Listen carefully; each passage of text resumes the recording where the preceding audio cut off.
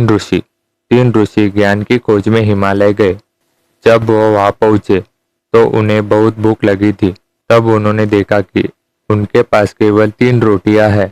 अब तीनों ने खाली पेट सोने का फैसला किया और जिस किसी के सपने में प्रभु ने रोटी खाने को कहा वही उस रोटी को खाएगा।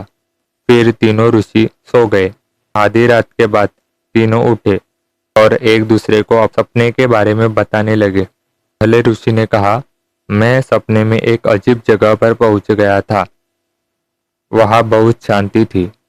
वहां मेरी मुलाकात भगवान से हुई। उन्होंने कहा, आपने जीवन में हमेशा त्याग किया है, इसलिए इन रोटियों पर आपका अधिकार है, तो तुम्हें इसे खा लेना चाहिए। दूसरे ऋषि ने कहा, मैंने सपने में देखा कि मैं अपनी पिछली तपस्या के कारण महात्मा बन गया हूँ और जब मैं भगवान से मिला तो उन्होंने कहा, हमने कई दिनों तक कठोर तपस्या की है, इसलिए पहला अधिकार तुम्हारा है, तुम्हारे दोस्तों का नहीं। तीसरे ऋषि ने कहा, मैंने सपने में कुछ नहीं देखा क्योंकि मैंने रोटियां खा ली है। यह सुनकर दोनों ऋषियों को क्रोध आ गया। उन्होंने तीसरे ऋषि से पूछा, यह निर्णय लेने से पहले हमें क्यों नहीं जगाया?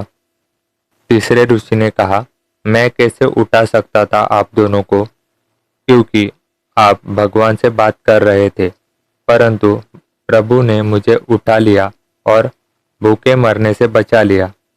कहते हैं कि अगर बात जिंदगी और मौत की हो तो कोई किसी का दोस्त नहीं होता।